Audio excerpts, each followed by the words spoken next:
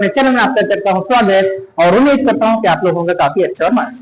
साथियों, UP board का exam है और यूपी बोर्ड का जो एग्जाम है आपका काफी नजदीक आ गया है और मैथ का क्वेश्चन काफी अच्छा क्वेश्चन मैं लेके आया हूँ आज। यूपी बोर्ड 2026 के लिए मैथ का आपका 4 नंबर पक्के वाले सवाल और इस टाइप के जो है आपका सवाल हमेशा पूछता है। साथियों, क्वेश्चन आपका है किसका भी कीजिए कि एक वाय बिंदु से एक वृत्त पर खींची गई जो स्पर्श रेखाओं की जो लंबाइयां होती है वो होती है हमेशा बराबर। ठीक है साथियों, क्वेश्चन ये कह रहे हैं कि कोई आपका वृत्त है। अच्छा, उस वृत्त में हम जब स्पर्श रेखाओं को खींचते हैं किसी भी बिंदु से तो उस स्पर्श रेखाओं की जो लंबाइयां होती है बराबर होती है। समझना क्या है, मैंने एक वृत्त लिया, ये मैंने एक वृत्त लिया, इस वृत्त के बाहर मैंने एक पॉइंट ले लिया ए। इस पॉइंट ए से वृत्त में हम जो स्पर्श रेखाएं अगर खींचते हैं तो हमको ये बताना होता है ना कि जो दोनों जो आपकी रेखाएं होती हैं ये दोनों रेखाएं आपकी समान इक्वल बराबर होती है। यही हमको प्रूफ करना होता है। इसके लिए 4 अंक आपको निर्धारित किए गए हैं।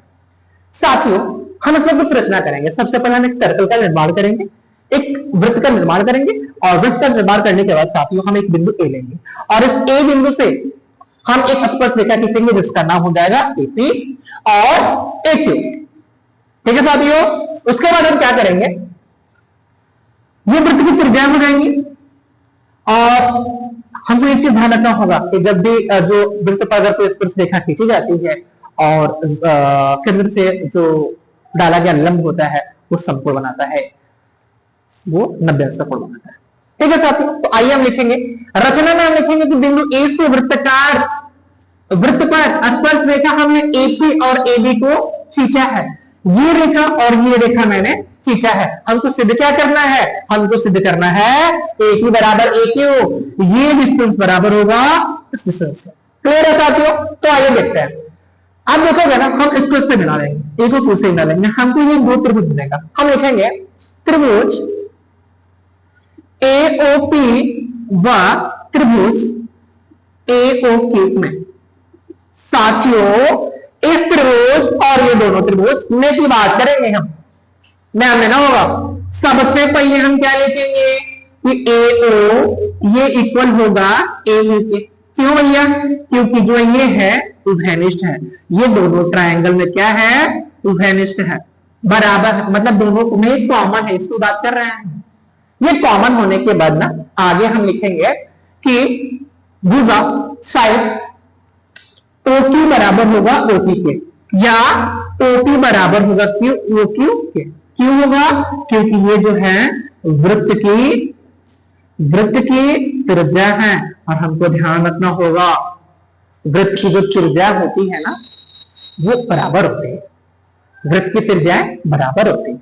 और नेक्स्ट हम लिखेंगे कि एंगल OPA या APO कहेंगे, ये इक्वल होगा किसके, एंगल OQAP।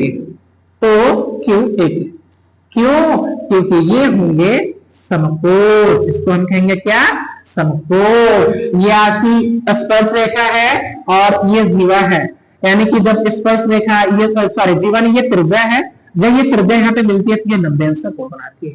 ये क्या करती है, 90 अंश का कोण बनाती है। और हम जानते हैं कि जब किसी भी त्रिभुज में दो भुजा एक कोण, दो भुजा एक कोण आपस में इक्वल हो जाए तो वो दोनों त्रिभुज आपस में सर्वांगसम होते हैं। तो हम क्या कहेंगे कि अब त्रिभुज AOP सर्वांगसम होगा त्रिभुज AOQ के। जब ये सर्वांगसम होगा किस नियम के तहत, साइड एंगल साइड से। जब दोनों आपस में इक्वल हो जाएंगे तो हम कह सकते हैं कि जो आपका AP है वो AQ के बराबर है। और यही आपको प्रूफ करना है। 4 नंबर के प्रश्न बनते हैं और ये आपका एग्जाम में हर बार पूछता है। साथियों, काफी अच्छा क्वेश्चन है और इस क्वेश्चन का आप बार बार मल्टीपल टाइम रिवीजन करते रहिएगा, यही इसका आंसर हुआ साथियों। धन्यवाद।